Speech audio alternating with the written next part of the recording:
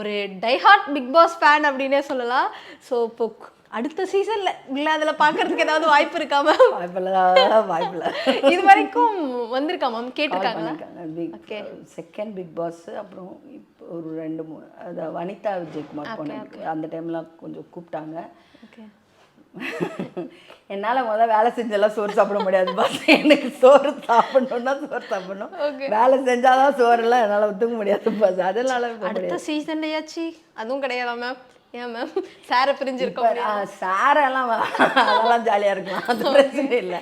பசங்களை எனக்கு வேற போர்ட்ஸ் இல்லாமல் இப்போ எங்கள் அம்மா இருக்காங்க, அப்பா இருக்காங்க, என்னோட குழந்தைங்க இருக்காங்க. குழந்தைங்க means they grown up. And I want to know என்ன இருக்கா, எங்கே இருக்காங்க. நம்ம ஷூட்டிங்கெல்லாம் எவ்வளோ நாள் வேணால் ஷூட்டிங்காக பிரிஞ்சிருக்கலாம்.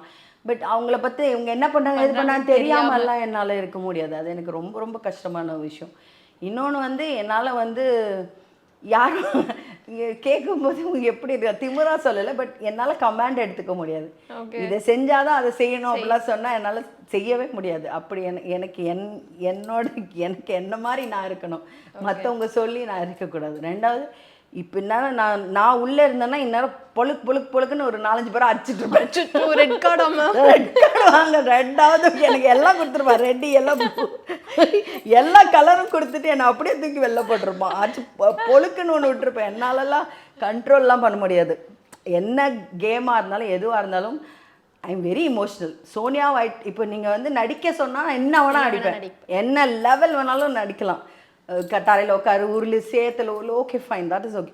பட் சோனியாவானா எனக்கு ஒரு லிமிட் இருக்குது. I have my own rules.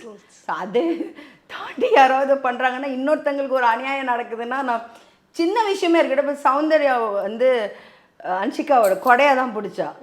கொடையை பிடிச்சா இங்கேருந்து இவளை சப்போர்ட் பண்ணி, அது தப்பு தான். அவள் ஒன்றும் சொல்லலை, தப்பாகவே சொல்லலை. அவள் லேபராக இருந்தாலுமே நான் வெளியில் நிற்கிறேன்னு சொன்னால் முடியாது, இது ஏன் டைமு, நான் நிற்பேன் அப்படி தான் சொன்னான். அது ஆட்டிடியூடாக இவங்களும் ஆட்டிடியூடாக பதில் சொல்லியிருக்கலாம், இல்லை ஏதாவது பனிஷ்மெண்ட் கொடுத்துருக்கலாம் அப்படின்னு.